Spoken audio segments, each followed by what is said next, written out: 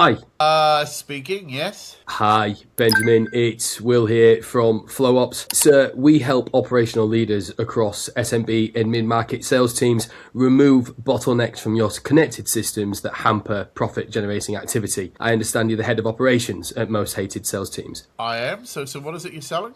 Benjamin, I'll be extremely quick. If I can steal 20 seconds of your time, let me give you the elevator pitch. If it's interesting, we carry on. If not, I'll let you go. All right, then. So, fire. Shoot. You got 20 seconds. Awesome. So there's three core reasons why our sales teams at clients choose us and we retain them year on year. Number one, you will stop bleeding hours across your manual operations. We eliminate all repetitive internal tasks and workflows, ultimately fewer spreadsheets, far less handovers, no more human errors. Second point would be we keep processes consistent across your organization without adding additional bureaucracy. I can see you're a scaling business growing fast. With that comes complexity of additional headcount and ramping. We mitigate all of that additional pain as you grow. And then lastly would be clear visibility of what's actually happening. No more confusing dashboards, no more vanity metrics. You know where the deals are stalling, what's at breaking point, and which priorities are the top of the list to be fixed immediately to win more business. Now, of those 3 points, Benjamin, which one stood out to you the most? Well, I'll be honest, we already have systems in place that kind of do most of this anyway. I mean, not everything's automated, but I'm quite happy with the level of automation we currently have, so it's not really something we'd be looking at right now. I completely hear that, Benjamin, and ultimately things can always be improved, right? As an operational leader, you must believe in continuous improvement. You've mentioned a level of automation. Where would you want to increase that? Well, off the top of my head, I can't think of any specific area. I mean, look, I'm always interested in what's in the marketplace. I mean, is there something you could send me to have a look at and I can, take a look? Yeah, absolutely, Benjamin. I'm more than happy to send you some information. However, if we can just have a quick chat now and make that as relevant as possible. Second to that, time is money. So by the time you've read through our pitch decks and website and marketing, I could probably get you on a meeting with one of our account directors and they can give you a far more from the horse's mouth in-depth audit and consultation. Okay, so how long are you guys, where are you based? Our headquarters are in the US, but I'm the glorified T-boy here in the UK. Okay, all right. I'll tell you what then, I could be interested. So, I know, this is what we'll do. I would have, yeah. This is a cold call, right? So this is what it's to be like. There's only so much that can happen on a cold call when somebody says they're not interested. They've already got this in place. You can try your best. I always say salespeople are like doctors with the defibrillator. The call's almost dead, but they keep trying to...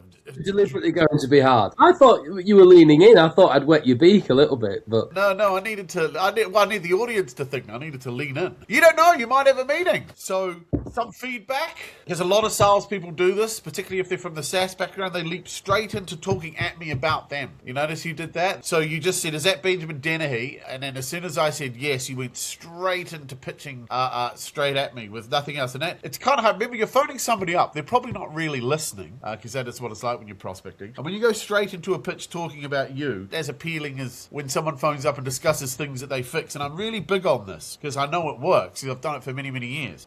Most salespeople talk at them about what they can do for them. And so you listed all the things you could do for me, yeah? But you didn't establish if I needed any of this. Does that make sense? Yes, I do. Am I allowed to rebuttal? Say what you like, yeah.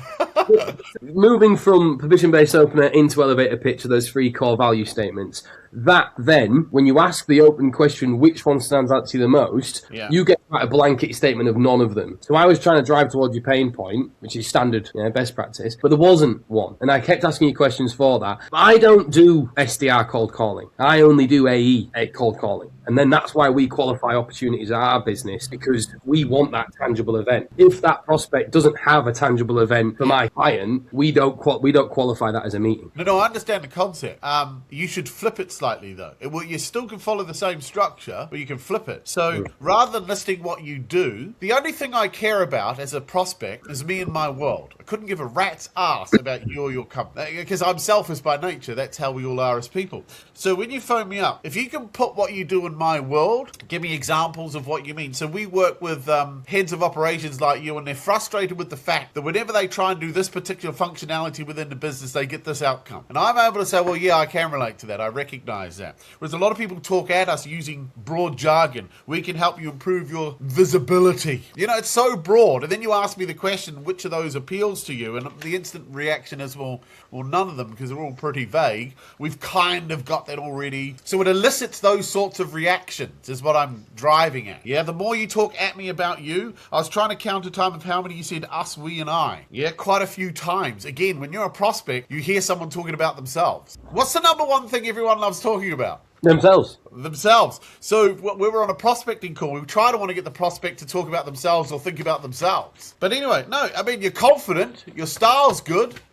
You've got a nice manner about you. Absolutely. Yeah. And so all in all, it wasn't a terrible call, but I was, part of this game is to be deliberately challenging to see how you handle, because that's a very common reaction. We kind of already have that covered. We have systems in place. Yeah, and it's to see how do you come back to that. Well, tell me more, and you didn't. Yeah. No, sometimes I don't want to, because again, if I haven't been hooked, what am I going to say? This is it. Virtually every company you call could probably buy your product. I guarantee it. There's just one problem. Most people don't know they need it. That's the challenge. You got to get them to know they need it. And so anyway, no, like I say, it's a tough competition. That's why we're doing it.